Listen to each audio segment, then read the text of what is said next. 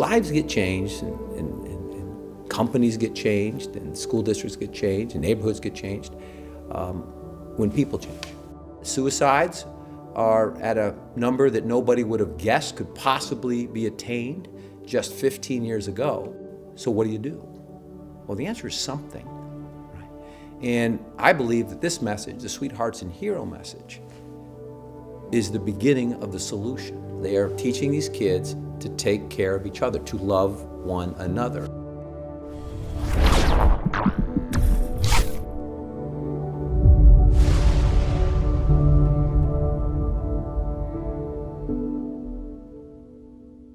I hate fighting.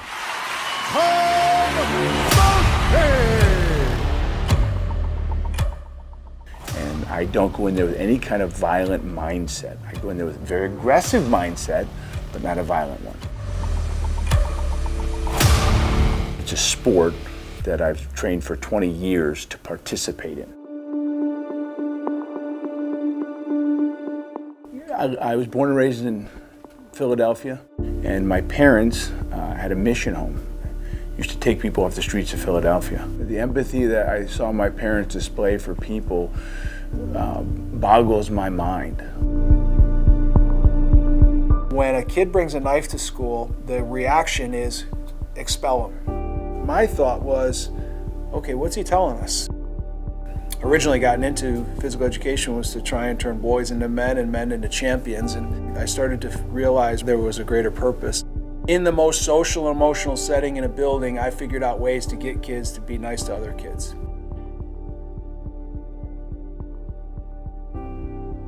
So September 1st, 2006, rolling down a road in Iraq in my Bradley. The explosion went through the bottom of the vehicle up into the turret where I was sitting. I can see that I don't look like the person I did when I left for the war. They weren't only staring at me, they were terrified of me. I wouldn't change it. And I wouldn't change it because I wouldn't be here. Having a different type of effect on people's lives. I used to look at Rick as an American hero for what he did for our country. I look at Rick as an American hero because he's given more hope to more kids than anyone else I've ever met. Say the bullies, the mean people, the disrespectful people, they're not the problem. Bullies have been around since the beginning of time, so if we put our energy there and try and change that, it's not going away. We know that 85% of bullying happens in front of other people, yet 96% of the time, that behavior's gotten away with. Hey, what'd I tell you about wearing your jacket in school? I said the next time you wear that jacket, hey, what are you doing, bro? Vulnerability is a willingness to show up and maybe potentially fall flat on your face. It takes courage to help and hold someone's hand that's different than you are. And isn't that what it takes to be a superhero? The definition of a sweetheart is a carrier of hope. Would you help that kid that's different?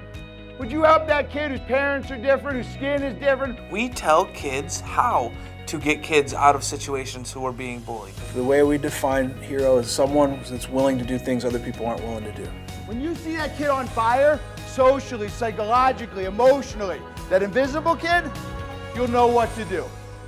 What do superheroes have? They have superpowers. So I want to give you all some superpowers. It's about being mindful and paying attention. But truly, you're the ones that are going to fix it. It's in your hands, not mine. Today, we have more 10 to 14-year-olds taking their own life than at ever before in human history. It comes down to one word: hopeless. There's times in our life, though, that we can't get hope back by ourselves. I believe in what they're doing, and I believe in change, and I believe in the love that they are placing back in these schools. It takes a tremendous amount of courage to jump into action.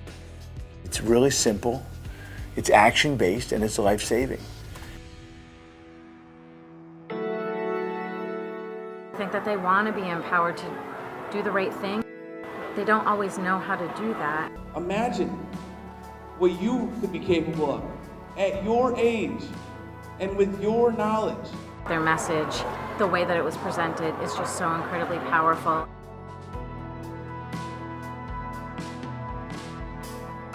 no matter who they are, no matter what they've gone through, we want to let them know that they can change and save lives.